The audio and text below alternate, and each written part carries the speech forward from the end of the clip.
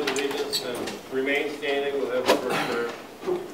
Pledge allegiance to the flag of the United States of America and to the republic for which it stands, one nation, under God, indivisible, with liberty and justice for all.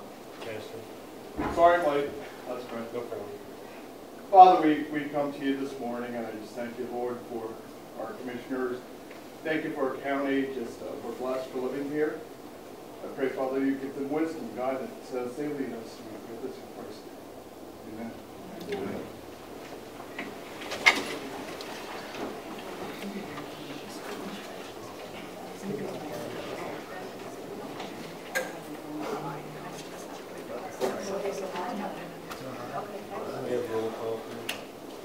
Commissioner Carl, is he speaking? Commissioner Walters? Yes. Commissioner Altman? Present. Commissioner Smith? Present. Commissioner Burkle? Present. Mr. Chairman, Jan Posey, former commissioner, died. I want to make reference to it in the meeting. She served well. She was a good friend of mine and Dennis's and so forth. I liked her. The funeral is Friday, or the actual visitation is at 11 a.m. at the Brethren Church on Shock Road. Yeah. And the actual burial ceremony is at 1. If we could acknowledge her passing, it would be appropriate. We have a moment of silence, please.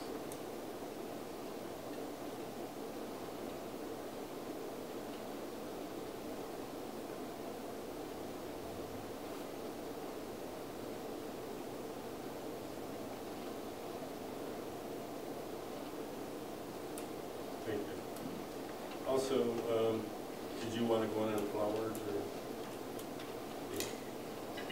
It actually, the obituary asked for donations to, one of them was hospice, and I think the other one was, The church. To the church. It was the church. what was it, to the It was church? yeah. Okay. I would like to make one of those donations, either of those things, and I would be very willing to do I that. think we do it as commissioners. I agree. Thank you. Good morning.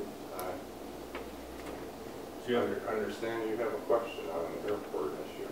So. in just a couple of minutes? Okay, I'll sit down. Thanks.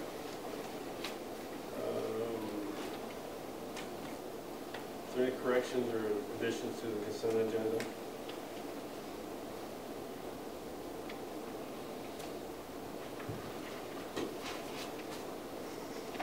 Make the motion that we accept the consent agenda as printed. Support. Motion support, all in favor? Aye. Opposed, motion carries. Reading and cash balances. In the 101 general fund, we have $556,562.83. In the 516 tax unallocated balance, we have $92,506.05. That's a total of $649,068.88, and that's for the bills. And we've advanced we're still carrying the advance from the 911 fund of $400,000, and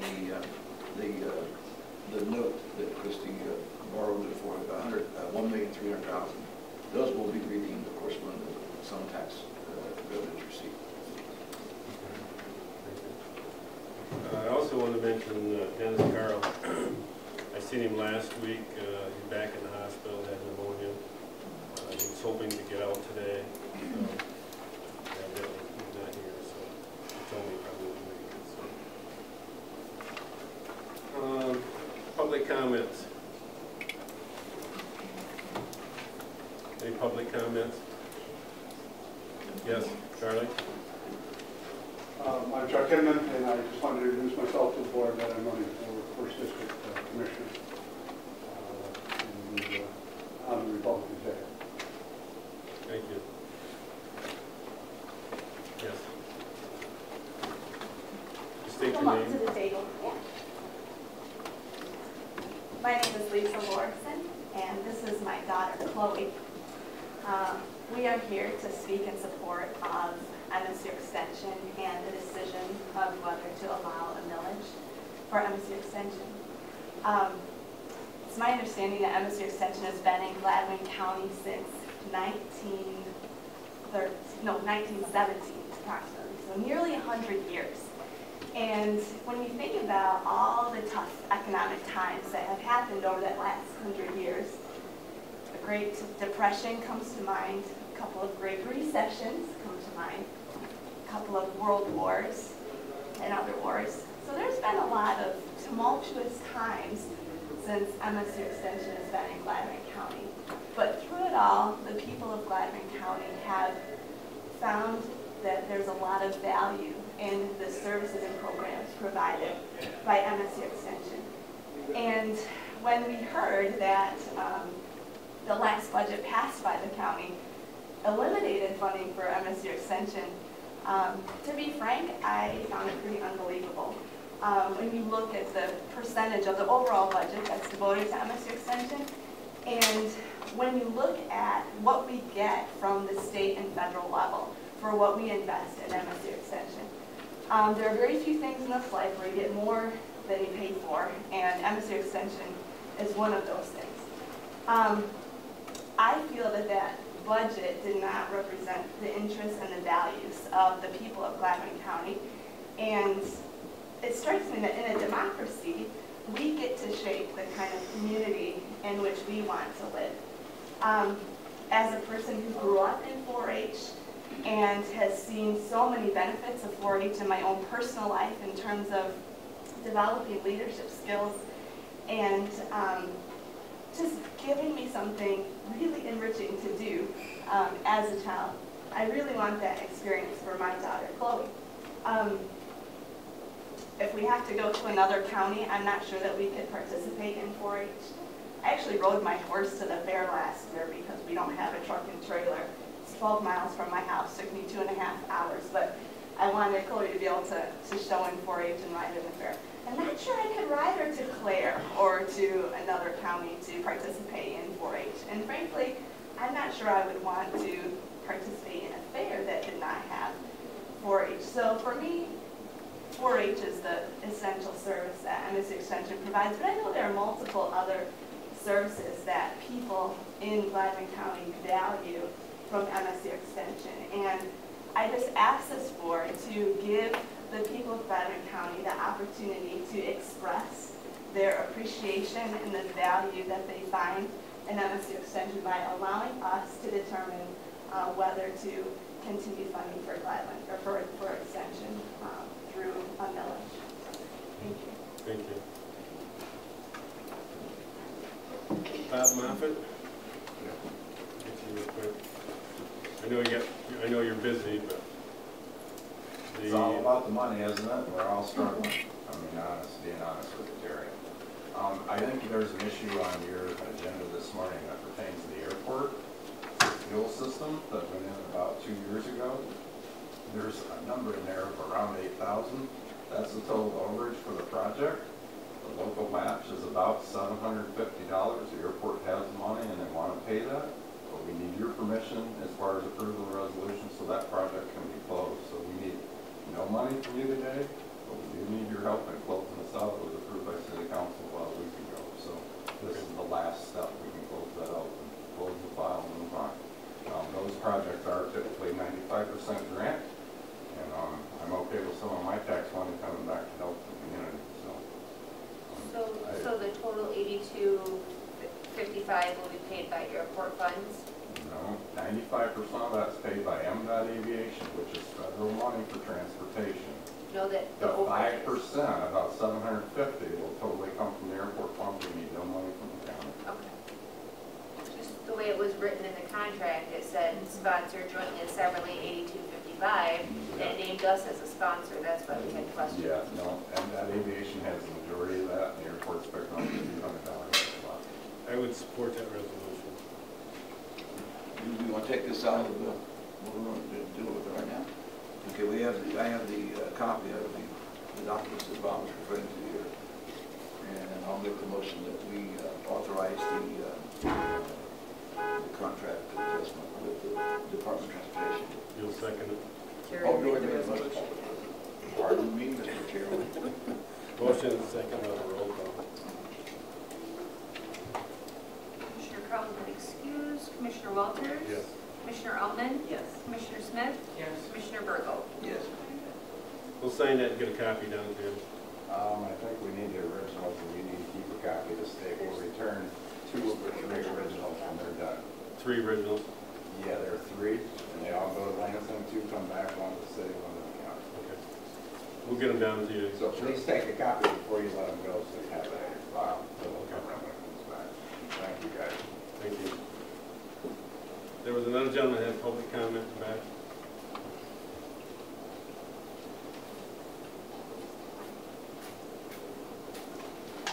My name is Joel Vernier. I'm from Secor Township. My daughter, Chris Vernier, would be here today, but she is currently working at a horse trainer in a Gladwin ranch. How did that happen? She started out in 4-H, became president of the Buckaroo group.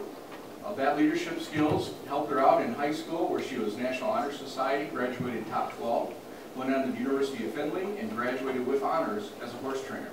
All of that because of 4-H. I strongly request that we have it on the ballot, clean, simple, just 4-H millage. Let the voters decide. We either invest in 4-H, which pays big dividends, as has been mentioned before, or we'll have to be investing in a larger police department. Thanks. Okay. Any other public comments? Mr. Baldwin. Yeah, just wanted to let you know that Gladwin County EDC, along with a lot of help from Christie and the Treasurer's Office and participation from all townships, have mailed out over 22,000 surveys in regards to broadband. And our intention is to discover where the needs are in Gladwin County. And I think just in the last week we've received about 200 of those back already, so we've had great participation.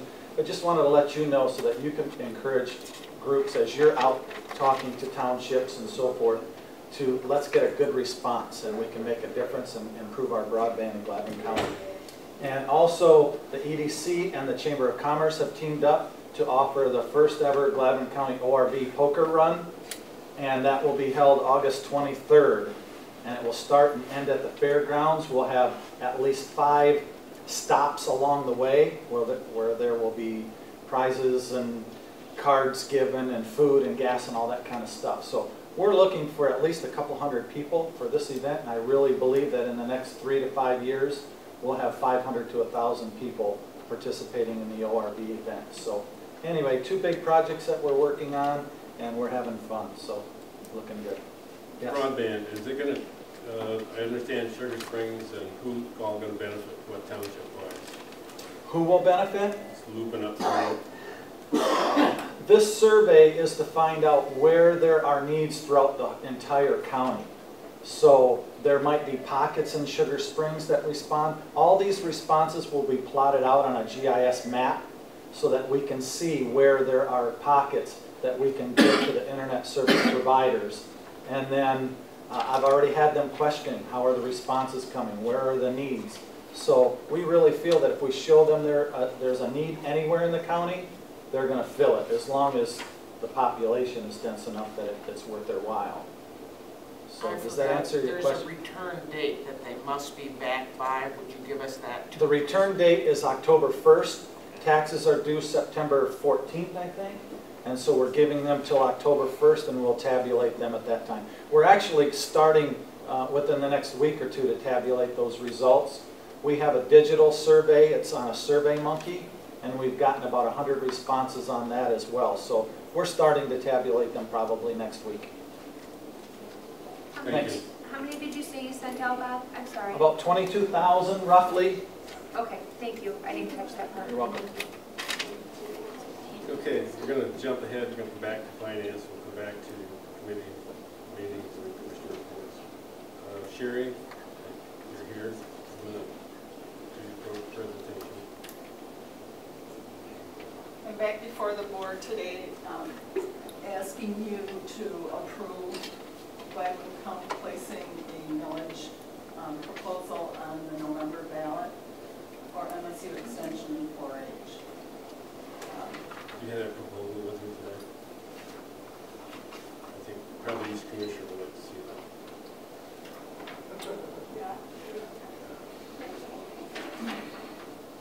I think that it's in the best interest of the community to allow them to vote on whether or not they want to move this forward. I know that some of you have heard from some of your constituents on both sides of this issue. But often we don't know what the full community feels until we place it in front of them. And there would be no expense to the county to do that.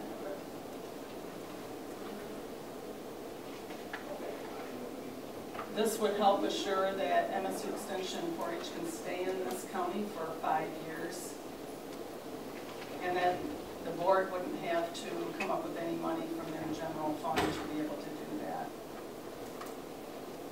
As one of our very eloquent public comment speakers stated, that this is really a good return on investment for the community. The amount that we're asking for isn't obviously the full amount of the budget of the personnel and other resources that are placed in this community. It comes out to about 25% of the total MSU Extension package, which is around $400,000. And so it is a small investment for what we get back in this community. 4-H is an excellent program, so are a lot of the other programs of MSU Extension. In this proposal, my goal is to increase our 4-H coordinator position to a full-time position, and that way we'll be able to invest in 4-H in this county like we should be able to invest in this county. There's a desire and a need and a want to improve the program, and I'd like to be able to do that. I need your support in letting us put this on the ballot. You said that this will provide 25%. Where's the other 75% coming from? Those come from state and federal funds. And that's a generalization. I don't want to say that's the exact amount. I understand. I mean, we're talking approximation. I just wanted that clarified. Because I didn't want any of the 75% in the tab to come from the county. No, and a cooperative extension system is intentional. It's cooperative because it's like a three-legged stool. Federal, state, and local dollars cooperate to bring those resources to the community.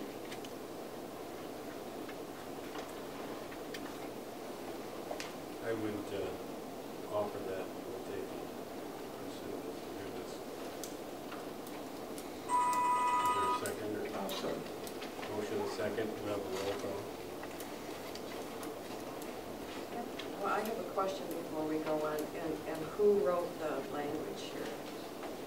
The language was written in a similar fashion as ballots in a couple of other counties that have this on it, Iosco and Alcona. Has it been reviewed by the attorney or no? It's in the process of being reviewed by Gladwin County's attorney. Is Christy here? Yeah. Have you heard back from them? Doug dropped something off yesterday. But there would be no material change in it other than legalese adjustments if there was any at all, correct? What I would ask you to vote on today is conceptually whether or not we can move forward with this. We can clean up the language in time for, you have to have this exact language. What is here is what gets voted on, and this is what will be placed on the ballot. Okay. Doug has 3 samples he dropped off yesterday. I'd like to see those. You have a,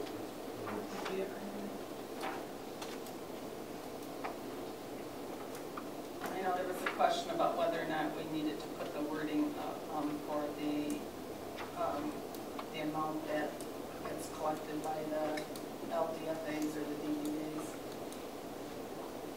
But if and because I'm new here, I want to understand if this is only 25% of the budget, it's not really going to go away. There just have to be some reductions made. No, you won't have MSU Extension in the county without any local dollars. Because it's a cooperative. Yes.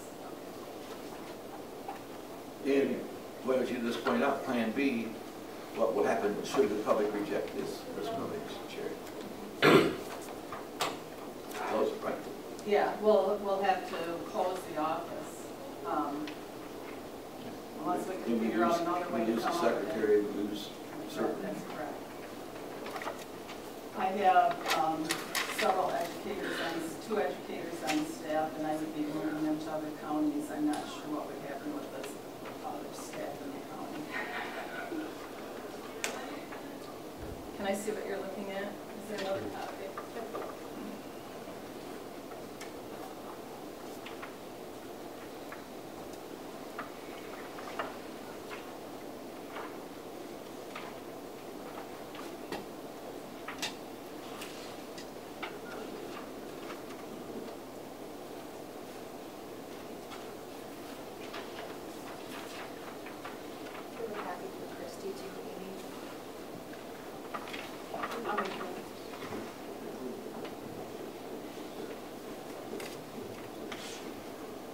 So I guess my feeling would be that, in my discussions with Doug, is that if we're going to put a ballot question on, a millage question on, we should get, we should cover as many things as we think we could cover. And I would just like to see one of his three options. Yeah. I just don't understand why a portion of the millage goes to downtown. Well, it would support the EDC. It would support the EDC. And being that I'm on that committee, that's what I would like to see happen. We would determine how much. Or to determine how much.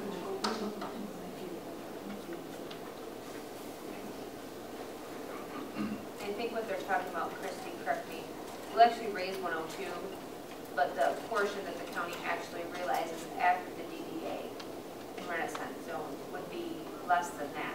And that's why you're saying it would support the EDC, because that portion of that money would go towards the DDA. Right. Correct? It goes back to the cities. The city, and they can decide what they want to distribute from there. Right, and Renaissance Zone doesn't capture any funds anymore. They've all expired. Okay. So it should be the DDA. Just the DDAs. Okay. For the two cities. Okay, we'll take a recall of former motion and discussion that.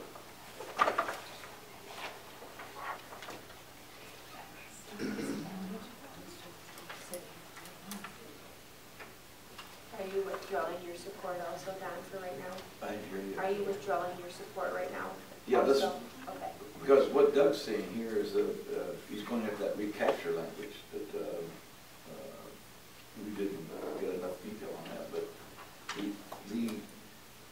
the differences between his three options on the language are, again, legalese like. Option number 3 would be the one that I would suggest that you focus on.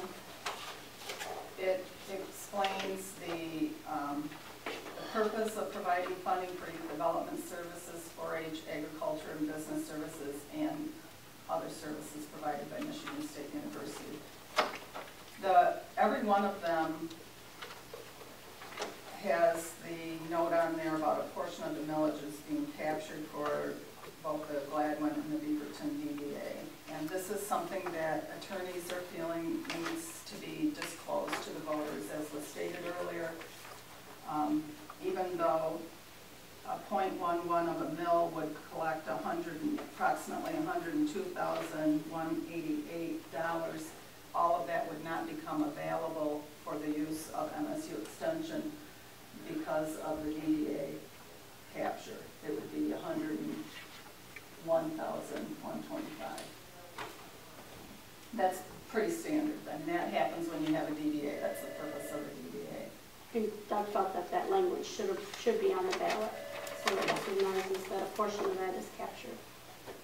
Will this be in time for collection for?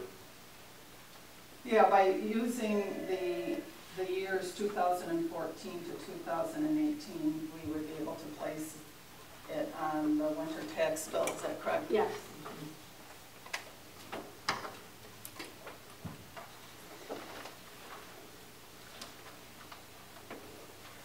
Any other discussion?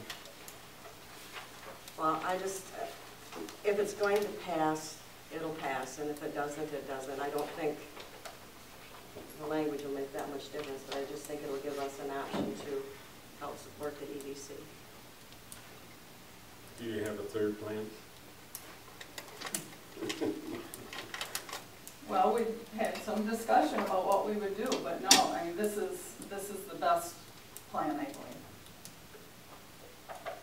I would entertain option number 3. Support. We have a roll call. You're doing option 3?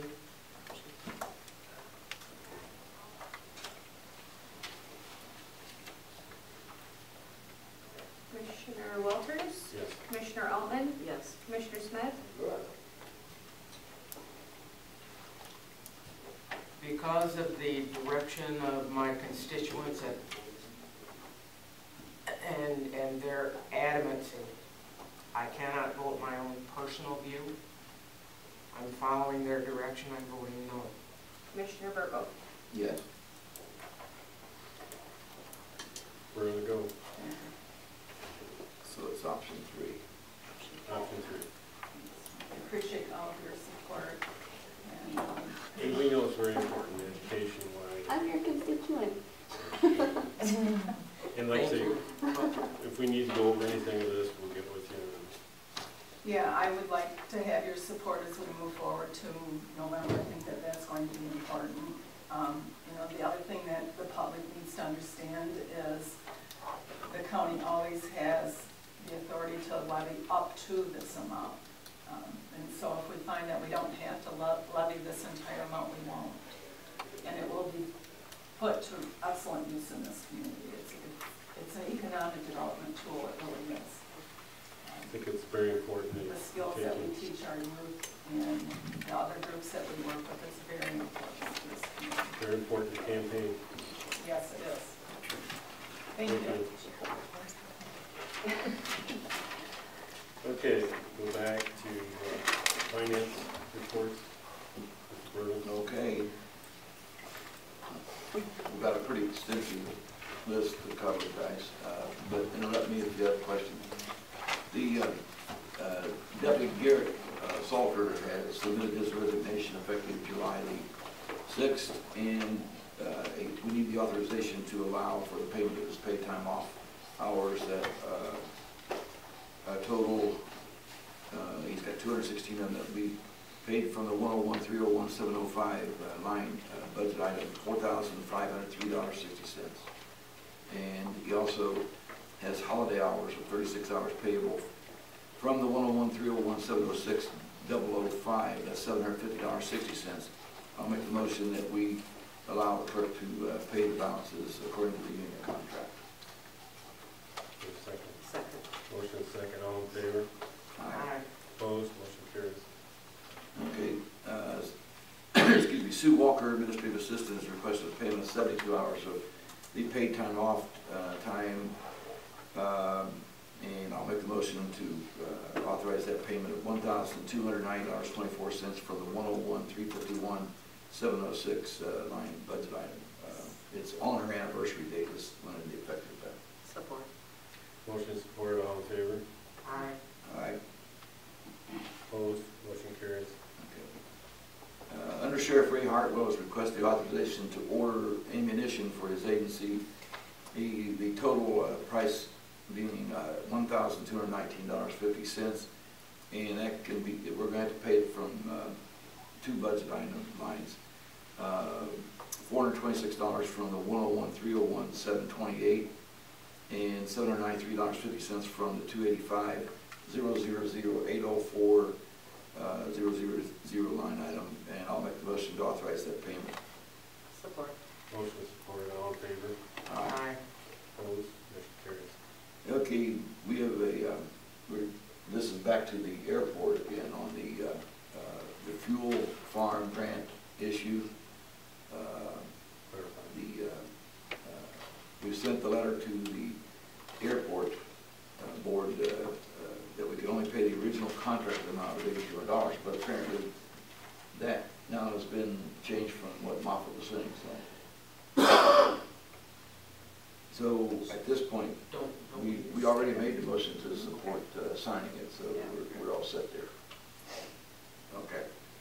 The 2014 MERS conference is in September the 24th to the 26th at the Marriott in Detroit. We really don't have the option of, or the prerogative of spending the money to send anyone to represent us this year at this point in time. Therefore, I'll make a motion that we do not send a representative to the MERS conference. Should there be any change in that, I'm in communication with them pretty often, and I don't know that it's necessary to put that in, to expend the money right now, so I make a motion that we don't send a representative to the conference this year. I'll support that. Motion is supported, all in favor? Aye. Opposed? And along those lines, didn't you say that if there were questions and stuff, they would be able to send someone to us Yes, for you can clarification? ask them to. Right, I to mean, send it isn't the- like we're disregarding that important issue. Okay, as you know, we've been requested, they made a request from the Human Services for additional money from us. We've looked at all aspects of this, and it appears that we need to authorize spending $2,500 for DHS, and I'll make the motion that we, this is to cover their per diem costs that they didn't have in their budget. So I'll make the motion to authorize, let's see, that would be, Christie would do it, to actually write the check, so. Support. Yeah. Motion supported, all in favor? Aye. Opposed? Motion carries. Okay, Mike Brubaker, our 911 director, is, this is, the lightning struck our tower. The tower is currently being used by 5 end users. The damage is $26,508.67, at least on the estimates that we've gotten. And then so I'm making a motion, we authorize the claim to the Michigan Risk Management, and there is a $1,000 deductible, and we can cover that currently with 911 funds. However, as a part of that, I think we should request $200 from the other users toward to be returned to the 911 fund. Because currently there are other people that benefit from it, but yet the county, our county budget is covering the entire cost through 911, of course. So is that confusing enough, Laura? Nope, I got So it. what happens if they say no, we just pay it then? We will cut their wires. The insurance takes. The insurance covers $26,000. The issue is the deductible. The deductible, that's what I mean though, what if they say no, we just pay it anyway? Sure. Just one thing that I'd like to add to that, that is part of your UPS and the connectivity that goes on with all those agencies that participate on the tower. There'll be an additional bill added onto the $26,000 for the electrical components when the lightning had actually welded part of that breaker to the outside of the box, which created some of this. So the amount that you have there, there'll be an additional part of that for the upgrades for the electrical. It was such a direct lightning strike through the breaker, but it also welded it to the back of the box, and then using its own grounding came in the backside. It was that kind of a direct hit. So there'll be an additional cost coupled with it, and it'll obviously be all part of the claim, but I didn't want you to have to wait another couple of weeks to initiate your claim. We don't know what that is yet, right? It is part of this discussion item on here. Is it? Yeah. Yeah, 26,000 is for, you Just got the equipment, yeah. a voting system and you got a microwave system, and that's what that is. out the door it changes nothing because it's all a part of the same claim. So the $1,000 Okay. deductible is not going to change. Fantastic. And Michigan Risk will cover the entire. It's all sequential or part of the same loss, so it would all be covered accordingly. And the other entities are the Sheriff's Department, 911, eJourney, the Road Commission, and Dial-A-Ride. Yeah.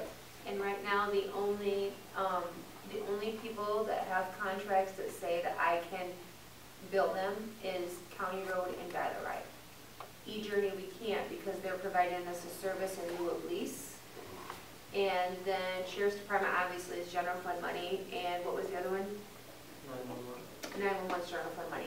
So what happens typically is 911 foots the bill, and then when I bill them semi-annually, they get a third of that cost. So the most out of the 1,000 we probably capture is only 2/3. Yeah, it isn't, Just it's to let a, you it's a know. nice issue. I just quite wanted to frankly. let you know, I don't think I can legally bill the 5 entities because I have a reimbursement contract with the 2. Just, I don't know if that makes a difference. Well, to we you or were not. just simply making it official that the other participants that do benefit from the tower. Okay.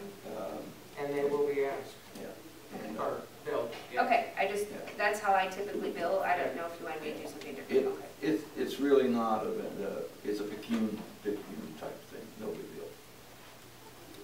Now, got to vote on that one. I don't have a support yet. I support. Okay. All in favor? Aye. Aye. Opposed? Motion carries. Okay, now here's a positive one, you guys. We've been going through all this stuff. Jim Mabel, our animal control supervisor, wants to change propane services. He's shopped around. He's doing the kinds of things I like to see department heads do, try to save the taxpayers money, and he's come up with a very good quote from changing our propane supplier to Crystal Flash. And I'll make the motion when we authorize that switch. Support. Motion supported, all in favor? Aye. Opposed? Motion carries. That's it for the, right now. Like I said earlier today, Rick was sick today. Also want to mention the emergency handicap door downstairs. The power door? Is working on that, trying to get parts for it. So we have some money there going out too, so everyone was aware of it.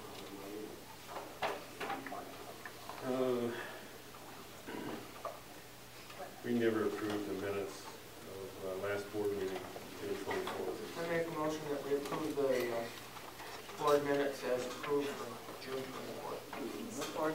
Motion to support, all in favor? Aye. Opposed? Motion carries. Commissioner Walton? Yes. One thing on last board minutes, and I emailed Don, but it was late, I apologize, Don. But there was a quotation or a sentence in there that the board continually want to do with the layoffs. If you read that sentence in there, I don't particularly care for the wording on that, and that's not necessarily what I said. Specifically, if the board could stop with that activity, it's not worded correctly. So if that goes in the minutes and somebody looks it up in the future, it won't look all that great. Yeah.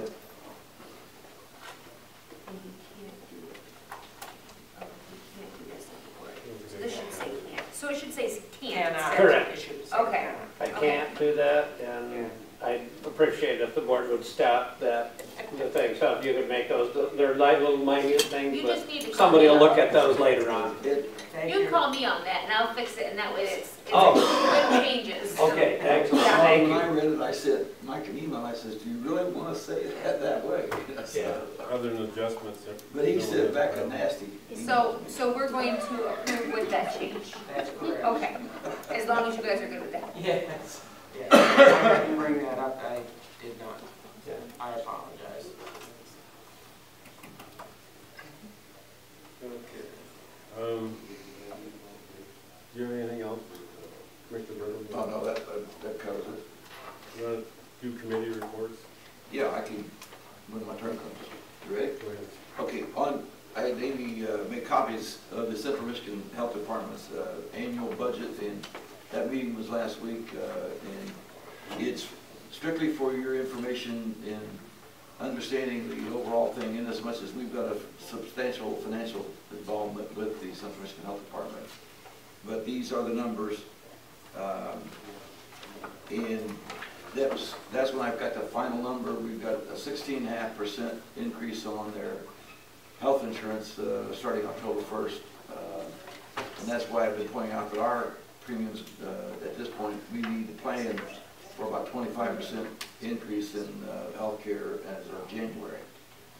The other numbers in there, it shows you our rent that we receive from them and our financial part, as well as all the other counties, so you can get a comparison of what Roscommon and Clare and Aranac and so forth are putting in. It's a pretty long report, but normally you don't get access to this kind of thing, so it's kind of important. I want to point out also that Dennis is my co-partner on that board. The state law requires we have 2 county commissioners, and obviously Dennis has not been able to attend. Perhaps Terry or Sandy or Sharon might want to cover it, because I'm by myself in all those meetings, and I'm outvoted, especially those guys in Roscommon. Roscommon's got all the money in the world, and they always vote to increase our financial involvement, and obviously I vote no, so did Dennis.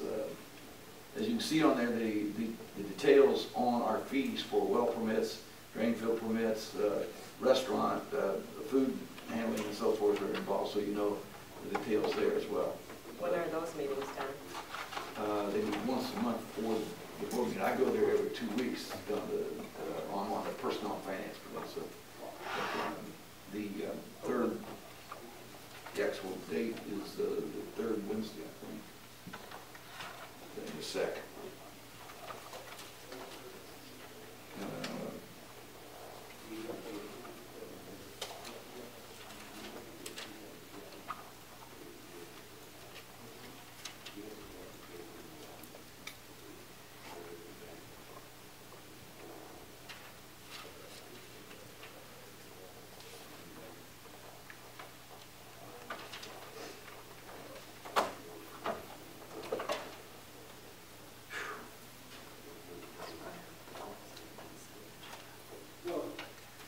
Second.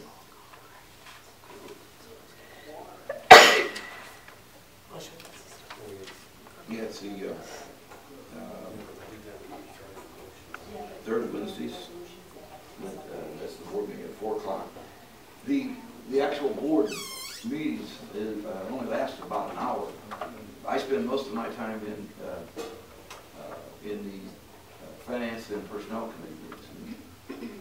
So the actual formal meeting with the 12 county commissioners is generally just, you're covering a presentation from the doctor and from the director, and because all the other stuff takes place in the finance committee. So who do you need a co-partner with them? Well, we need actually to officially replace Dennis. That's another one of those where we have to make a motion. But that's what I mean, is on this 3rd Wednesday, is that the one? That's the one once a month. And, do you want to replace him or just have somebody sit well, sub for him, at least until... Sub for him, because he's not running again, so next year you could do a committee replacement.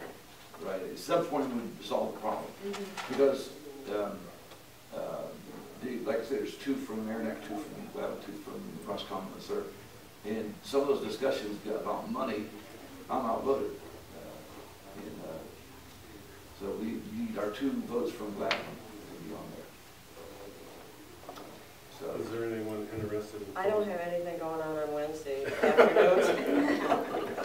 well, I would recommend it. So we did, that's happening. I would recommend that Commissioner Altman fill in for... because clearly Dennis is not going to be able to come.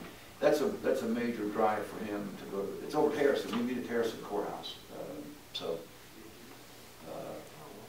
that's coming up next week then. What's that again? I thought you meant at Mount Pleasant. You meet in Harrison? I go to Mount Pleasant every 2 weeks. Oh, okay.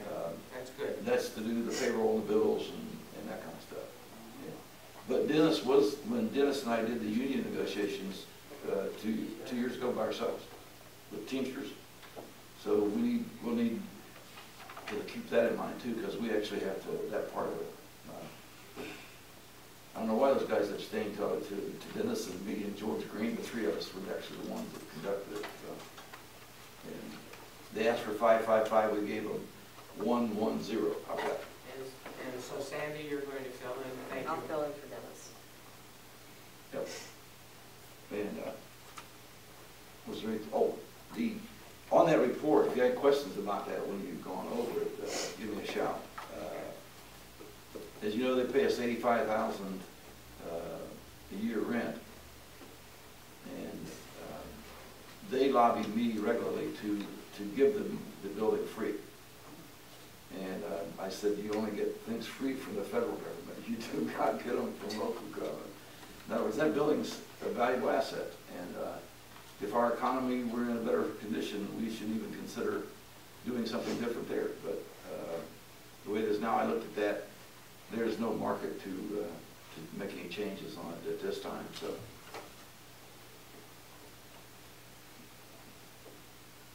That's all you have? Yep. Finish signing this stuff. What's say there? Say something. I've got a couple things here to sign.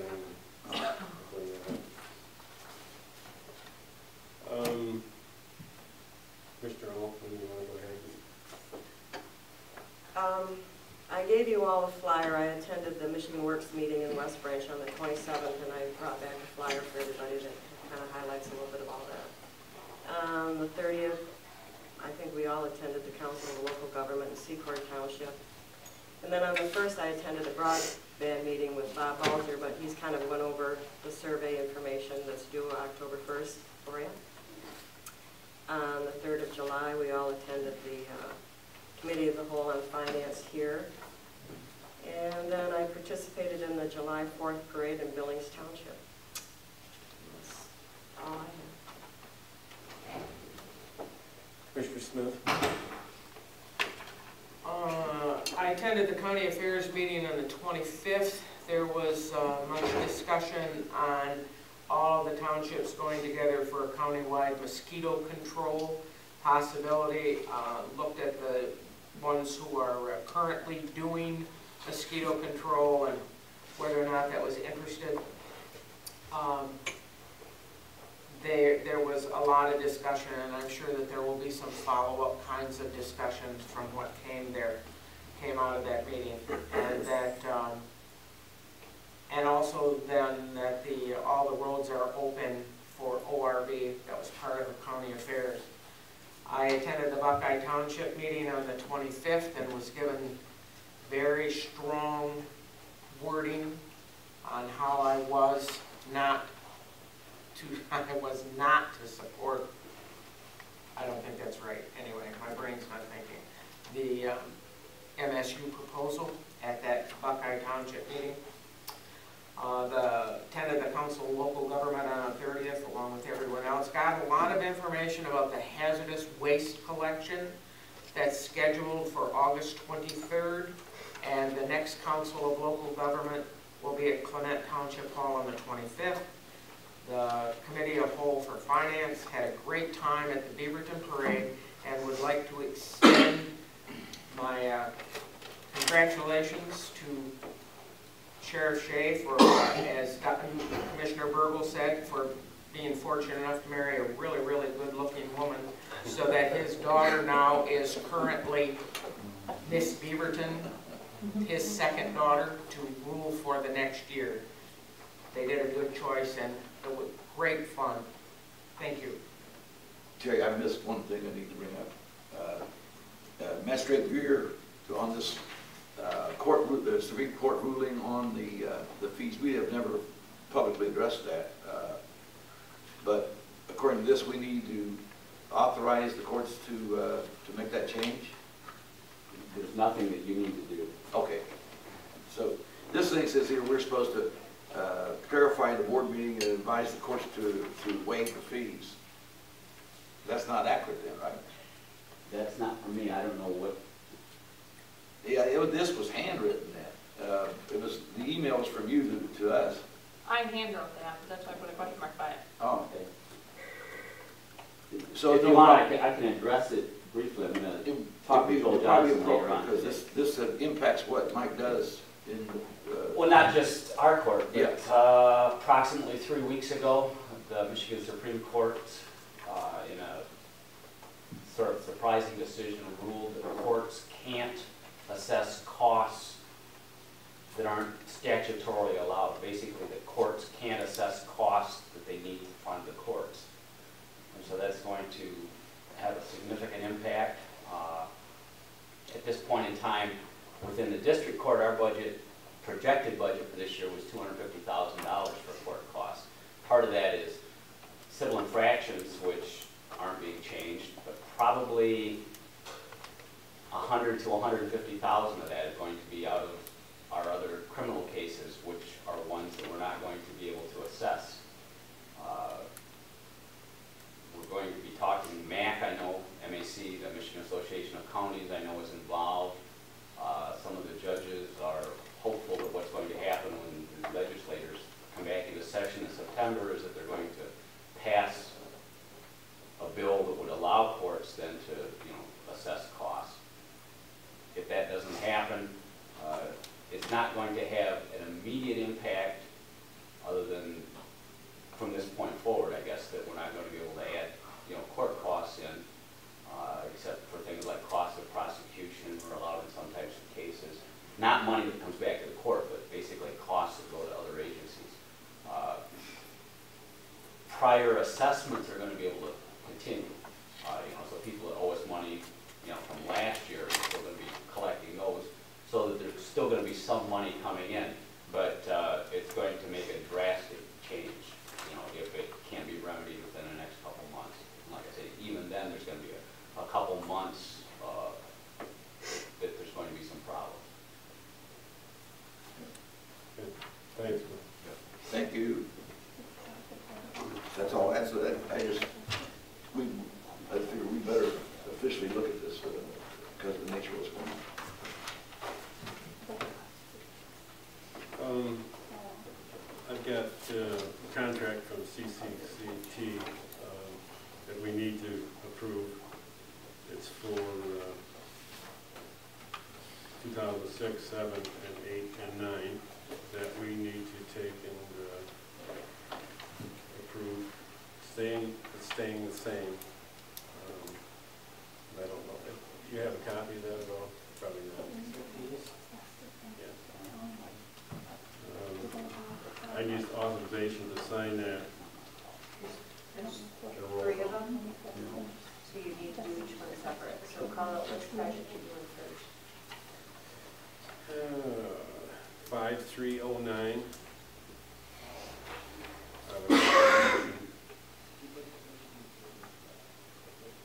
Which one's that? I That's, don't have that. that's So 2012. Yep. The project numbers are on the agenda. Yeah.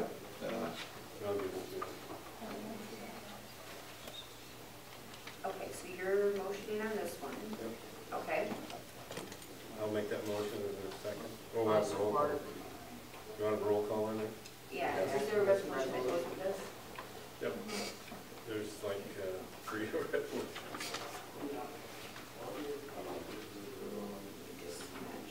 I've got the other letters as far as these copies. I got all 3 resolutions. Let me match these up first before we get going too quick.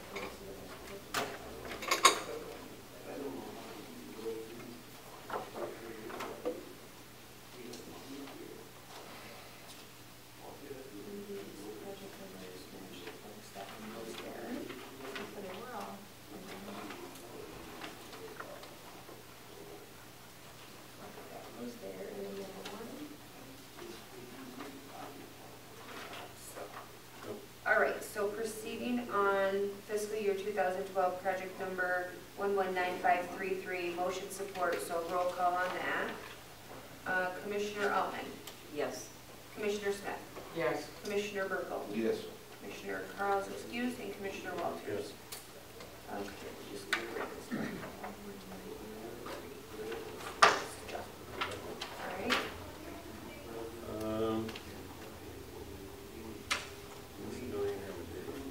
Spot 5311. Transportation.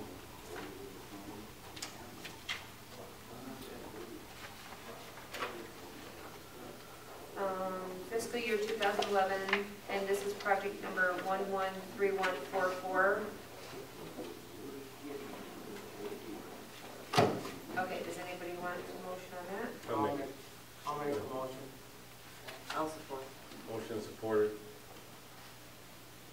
Okay. Commissioner Smith? Yes. Commissioner Burgle? Yes. Commissioner Walters? Yes. Commissioner Altman? Yes. This is 2011. Yes, each one has two. I'll make that motion. Support. That's the new one, right? And this is on fiscal year 6, 7, 8, 9. Contract numbers 1, 2, 3, 0, 3, 2, 3, 3, and 095.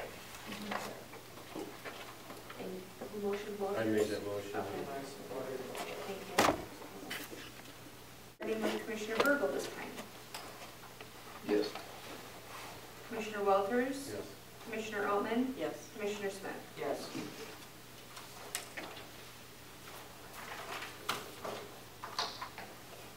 All set with that. Oh my goodness, that was kind of busy.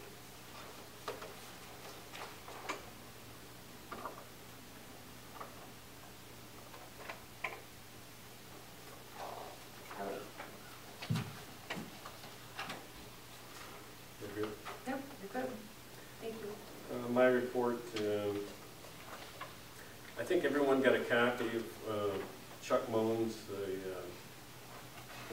mosquito control. And if you want to take that to the townships or wherever you want to do with that, price-wise, we'll still look at whatever they want to do if we get together and do something together or help them some way to I get through think, that. my townships, all three were represented at that meeting. Okay.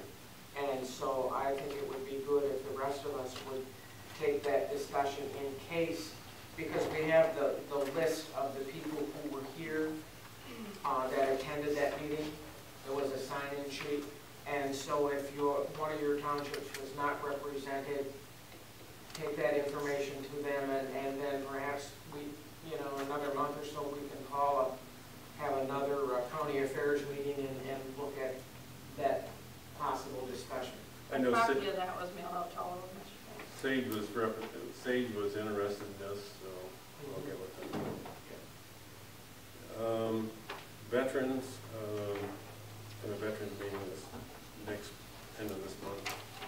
We lost another veteran, too, Jack Jr. Bosnick, City Gladwin, and local government, just like Commissioner Altman said earlier. That was a good meeting, and that's all I have. I've got one more comment, I forget if it says it's appropriate. Is Sharon talking on you? Yes. And Sandy? Yes. I've been tracking, as you know, the money and the expenditures and revenue flow.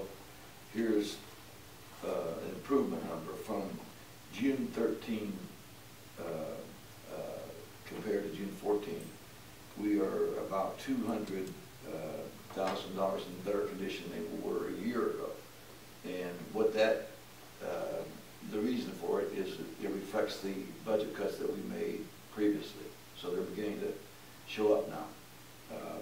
In other words, a year ago we were $1,242,000 in deficit in the red, and now as of June we were $1,013,000. So it's improved by a couple of thousand, almost $250,000. So that's a positive. So. And Marlene and Christy continue to track these numbers so that we can, even though some folks might not understand, our revenue and our expenses are reasonably, relatively speaking, are predictable. In other words, obviously we don't have a way of predicting that we're going to lose a 25 4th Street phase electric motor cost $20,000, or one of the septic tanks that the dam protection crash in, things like that. But relative to the 9 million or 8.5 million, these are small numbers. So our overall revenue and expenditures are reasonably reliable, predictable, and dependable in making a lot of these decisions that we're having to make. So, and obviously, once the summer taxes collection begins, these will reverse around. So, I just want to keep you in the loop on what's going on with this stuff.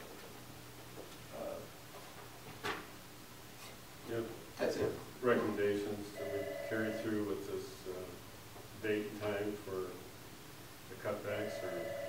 Oh, we have to. In other words, that's the other thing. We're still showing 375,000 deficit as of December. We have no option. And I appreciate the testimony that's taking place about the Michigan State Extension, but we don't have the prerogative. We don't have a way of dealing with those types of expenses. The cost for going to the MERS conference, for example, is about $1,000 or so. We don't have it. We just don't have that option. And we can't solve upon that. Remember, we still haven't located $5,000 to pay in August for the jamming software. In other words, it isn't like we've got a big pot of cash that we can just go to when we and find money when we need it. Sorry for the semantics, Sharon, but it all comes down to this. We lack 15 cents having a nickel. That we're in bad shape. So we got to manage to what we got. So. But we're improving. We're improving. We're improving. Yeah. Well, that's better than it gets worse. Yeah.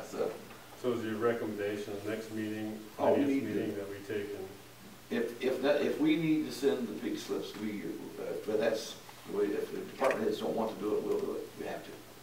So are you gonna set a date or time notification line? Yes, we have to, because all these numbers were predicated on starting July. In other words, the number gets bigger, it doesn't get smaller. If we don't make the budget cuts immediately, that disparity will be increasing, not decreasing. So we've got to take action. We are gonna sit down with each department Yep. again? And if they Next want finance. us to do it, fine. If they want to do it, fine. But we've got to make the cuts that we've already voted in the June 10, June 27 meetings. We've got to make them. Because when you put all the figures together, all the multifaceted situation we're dealing with, there is no silver bullet. It's got to be dealt with. So. The old business that we need to pick up from the past. New business. Anything else for the board? Did you guys approve Public comments? Did you approve the Council on Aging? Pardon? Did you approve the Council on Aging budget?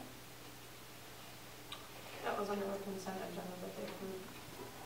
To the consent agenda. You have to approve it. Yeah, some of these things, they have to be roll call. I have it sitting here, I was waiting to see what we were doing with it. So you just need to approve the 14-15 budget. Yeah, that Council on Aging, Krista, that meeting is Thursday. Their annual meeting. Right, but the board has to approve their budget. Okay. Was you aware of that? Or? No, not like, I was aware that their meeting is Thursday, but I wasn't aware that we hadn't.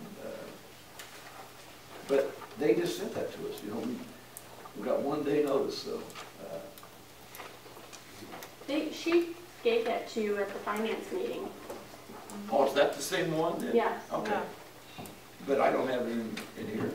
Can I just make a comment on the finance meetings? I really feel as though if people need to address the finance committee, then they need to call Amy and be put on the agenda. It's very difficult to coordinate everything that needs to go on Don's report if people are just kind of coming in hit and miss.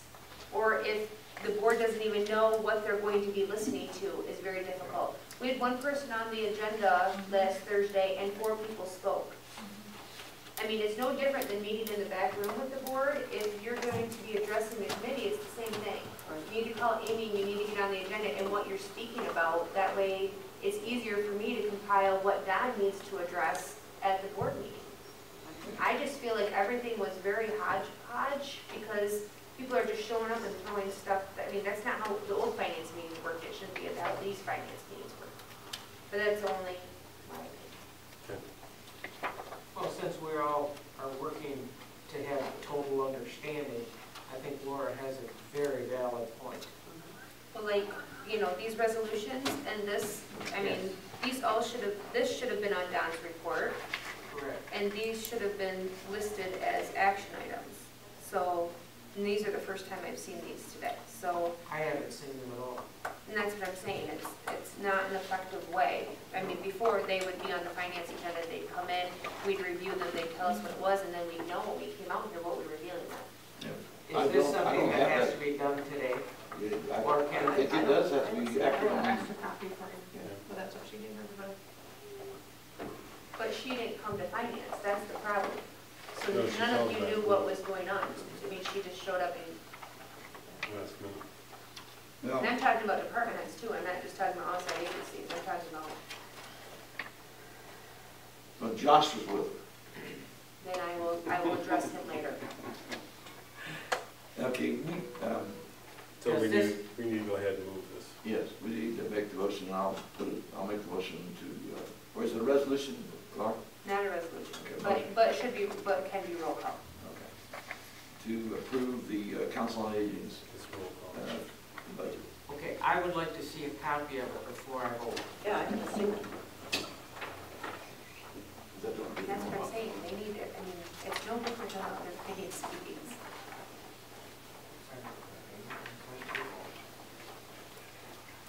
And my question is, do we have to vote on this today, or can we put this off for 2 weeks after we've had an opportunity to look at it?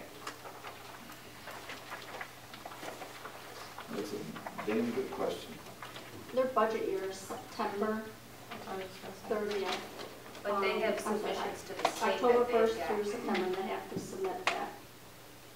I think it needs to be done. Like I said, we'll get it on the agenda.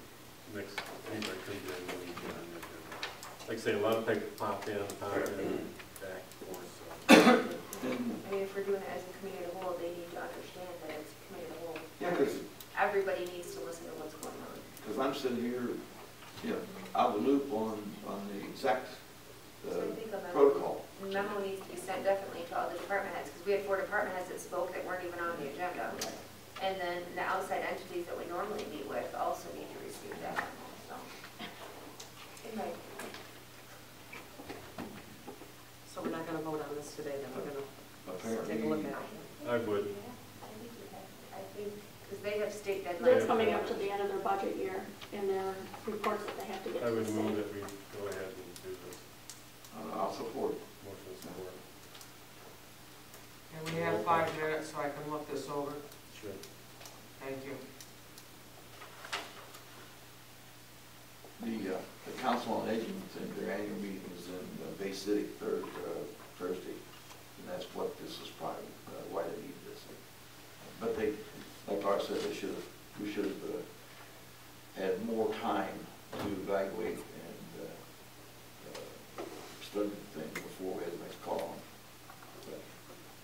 I only have one question on this.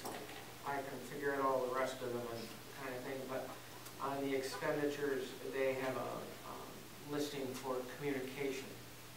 Is that what they're paying for, like, to put things in the buyer's guide on the radio or whatever? I mean, is that Kind of regular publications. other publication kinds of things? It's the last thing that's listed under expenditures.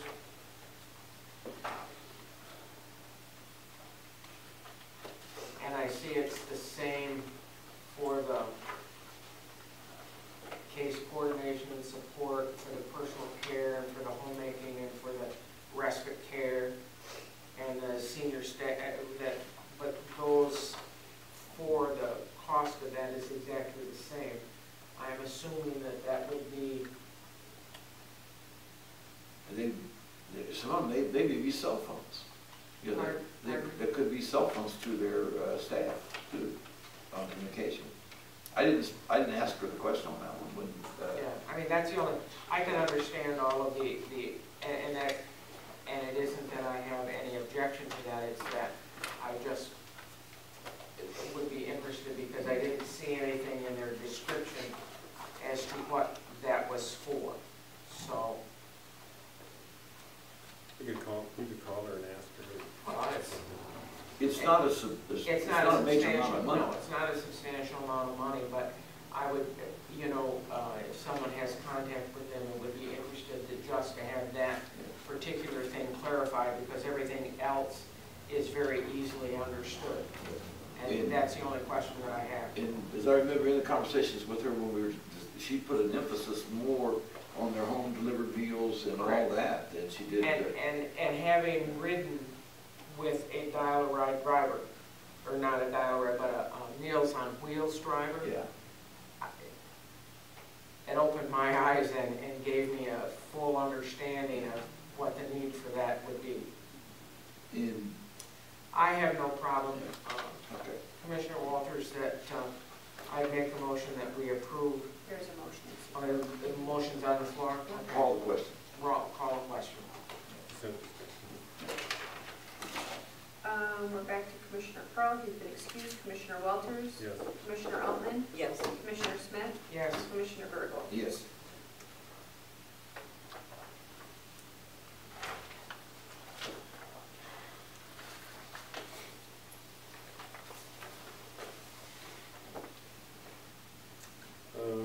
Any other public comments? Sure. A couple of quick things that the board should be aware of. First, thank you, Commissioner Smith, for the kind comments about my daughter, and yes, she does look like her mother. Secondly, there's something going on around the state right now, and this has reared its ugly head in days gone by, and they're trying to change sentencing guidelines for county jails. And to put it in a nutshell for you, the state's trying to take their burden and shove it on you. That's my nickel version of what's happening. And by that, they want to change it so that way you can be put into county jails for approximately 2 years versus the 365-day cutoff that we currently have. I want to draw your attention to something. Right now, we actually do something called CJRP, which is the County Jail Reimbursement Program. We ask for reimbursement from the state for individuals that otherwise would have went off to prison facilities. I'm just trying to give you the high points here. And we ask for reimbursement quarterly. They usually pay us for the first, second, and third quarter, and then they tell us things like, we're out of money, so we're not paying you for the fourth quarter. We run into this every year. So mind you, these are some of the same folks that are trying to change sentencing guidelines from 1 year to 2 years and then put you on the hook for the dime. So I'm going to extend an invitation probably to the board chair. There's a meeting coming up in Bay City soon. And we need to make sure that we stand on a united front and give them some direct feedback, because two quasi-professional agencies are reporting back to the legislature and the governor's office on what they found about who's in our jail and for what and all those kind of things. Because it would be a huge financial impact on counties if for that were to change for a longer period of time. And some of you guys might be up on this and know, but I'm going to ask that one or more of you excuse me, folks go to Bay City. That's going to be our region to give our input. And you're going to see a lot of folks there from county commission because let's face it, overcrowded jails affect us all. Right now, you know, I'm getting a portion of our revenue from counties from available bed space. If you put folks in that county jail for 2 years, there goes any available bed space, there goes your money out, and then it starts costing you more. And that will be the same for many of our surrounding counties. So enough said about that. When I get the specific date in Bay City, I would really appreciate support because it affects us all. The court systems, who can go to jail, if there's no bed space over there, for instance, it affects the city agencies and everyone. But I'm looking at it from a financial impact on Gladwin County right now. So you should know about that. The other thing was Bob Fry and I sat down in front of the board about the $5,000 to get Jammin' off and running. And the clerk will have to help me with a little bit of math. Now, the only monies that I can realize for the initial upfront $5,000, we've had a recent resignation. We won't be paying that individual from the rest of the year. So there'll be that. We had a young man on our Marine Patrol that we've given a conditional offer But we gotta do the background, so we won't be paying him. So there'll be a month where there'll be nobody being paid out of the deputy's line item. And then the difference, a half-year difference in a brand-new employee versus the senior deputy that left. I think those two will equate to very closely the $5,000 that we're looking for, because Bob Fry said it best. You'll be the only jail in the state without any kind of a records management system. And Bob Fry, I don't know if he told you the impact on this or not, but we'll lose all of our jamming data from days gone by, because there's no backup to it. There's nobody supporting it anymore, and we really need to get that ball up and running. So I'm thinking with those savings that we're going to have there, and not necessarily savings, but not paying a deputy during the month of July, either new or old, or I shouldn't say old, senior. I think we'll realize those savings in that amount of time. The way we made the motion was to approve the purchase of the jamming software when we found the funds to pay for it. Yeah. So maybe we ought to clarify that and redo the motion and give the green light to go ahead. I think the difference between a new and a senior employee annually, a senior employee would be somebody with 4 years or more, and the new employee is about $7,000 annually. Since we're talking about July 1st to the end of the year, we can figure that at about $3,500 is where we were going with it mathematically. And then the $1,500 because you're not paying anybody, including the senior or junior or anybody during the month of July, because he wanted to give his other employer a couple of weeks notice to get somebody back in those shoes. Because I can tell you right now, our overtime's running. That's what I'm worried about. What are we doing in overtime? Well, fabulous question. And I'm not going to stand this alone. I'm going to give them to finance and ask you what hours of the day you wouldn't like to have covered.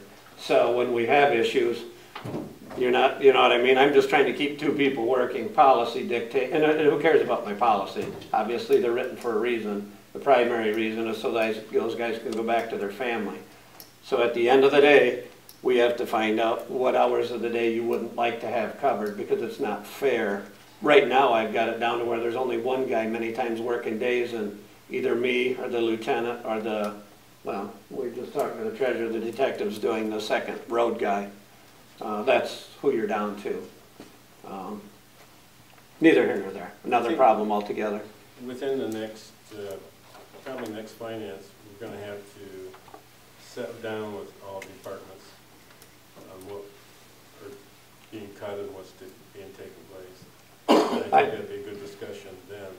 I'm just being realistic with you here, because when these folks take off, when they're on 12s, there's only two guys. One of them takes off. Either you mandate the overtime, or you let this officer be. Remember, you don't have anybody else. There's nobody for backup. There's no MSP. There's not like a bunch of people standing around with anything going on.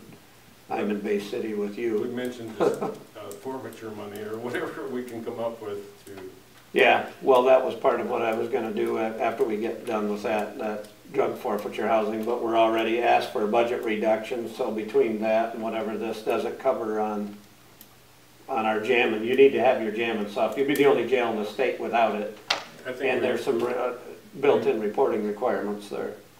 We would need to go ahead and purchase that, but it's going to have to come out of something. Mm-hmm. Well, you could probably take a portion of it, as I said, out of that deputy's. Yep, but if we're paying overtime. Yeah, well, we got an overtime line item that's almost exhausted for the year, so that's why I said we're going to have to come up with times, and you guys live in the same community. I can tell you where our peak times are and aren't, but to have a single guy out there working isn't worth it. I'm not doing a funeral, so. And we also probably shouldn't publicize when we don't have coverage. Correct. I agree. That's why I thought that's better for a finance meeting somewhere in the back room or something. I point out to one-on-one eyeballs when I'm talking to people that we are the 11th in the state, the fewest deputies, that we only have the one cruiser on at any given time and so forth. But I see what you're saying, that we don't want the bad guys to know that. But right. The jamming system is very important. Bob Fry's analogy was simply this. it's being held together with Baylor wire, and after the more we talked about how it's failing right now, Baylor twine, old Baylor twine, was probably the better analogy. It's just there's no supporting that anymore. Something has to be done about that, so that's very important. Let's make the motion to officially order the GMS software. So, thank you. I'll support. Motion is supported, all in favor? Where is he paying it from? Well, you can take it out of the deputy's line item until I sell this drug forfeited house, and then we'll have to do something back there unless you've got another plan. We'll come up It, with a plan. it has to be done. We'll I come mean, up it's with your a- jail too. We'll come up with a plan next Thursday. Next Thursday. So with that authorization, you want me to transfer $5,000 from the deputy line to the equipment maintenance line in the jail? Right. I thought that did not have to be paid until August. Well, that's still gonna come from. So it doesn't have to be transferred Spent until- immediately. yeah, It still- has to be paid in August. Yeah, it's an August bill, Laura. But because the money is not in that line, You still gotta transfer it. you need to do a budget adjustment to move the money from where he's proposing it be paid. Until people begin to ask questions about it. Have you received any information at all? It will I greatly can't affect, believe they're not taking it Usually MSU does a very good job of taking those proposals and kind of dissecting them and then putting out an informational, not yes or no, but a very good informational. So I'm sure that will be coming. I just couldn't imagine. First of all, the state deadline gets pushed back to allow for this question, which pushed back ballot standards and production and everything else. So it's not surprising that everybody else is behind the ball on this question. No. So hopefully MSU will dissect that and bring some information forward. What amounted to, Laura, as you know, I got over 200 absentee ballot requests. So people say, hey, Don, what's this all about? And the only information I have is what I just gave you, that MTA supports, MAC supports, that it's an effort on the part of the legislature. It is not partisan. This thing apparently was overwhelming D's and R's in the legislature supporting it to put it on there. So We went online the other night and looked at it. It was still vague. yeah, that's the part that scares you. It is big. It's ambiguous. What's on the other side of it? You're saying. Yeah, you always, your shields go up when you see something like that. So. Well, I thought they said, though, that that money will be recaptured through other means within 2 years. Yes, what by you're 2016. Didn't say what means though. But Well, I know. what means is The state's supposed to come up with something, but. translate means. But it also includes consumers' power, so some townships will be affected in a big way. The ones that have consumed. the county will be affected as a whole because operating is across the board on personal property. Yeah. Yeah. And what's our collection right now? That we have not collected on that, correct? I'd have to look at them, but I think What is we were it, looking. 24? So, I mean, it's not a bad chunk, but. We talked about personal property. There was a lot of money. I thought equalization report was somewhere around 40. So that'll be lost to us. There's a deputy right there. Well, it already asked. In other words, they've been, question that Sandy just asked me about the revenue. This isn't a new thing. We've been tracking this now, what, for a year and a half or so when they first came. So we know where the negative impact is, loss of revenue. It's primarily the cities where you get, and Beaver Township has quite a bit down there, but across the board, most townships aren't losing much revenue, but the cities are. And what, like where's the relay station for consumers? That would be the part, and the pumping stations for the oil and Buckeye and Grout.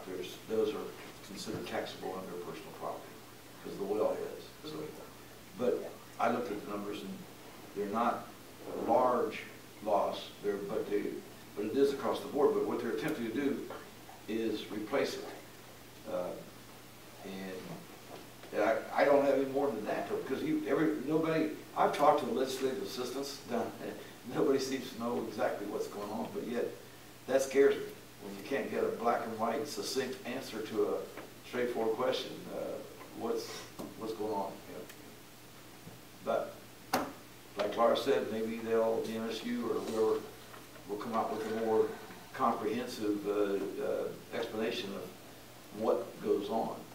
They never seem to want to address the questions, if we do this, what are the possible consequences? And it's always those unintended consequences that bite you. So, didn't mean for that to happen, but that's it.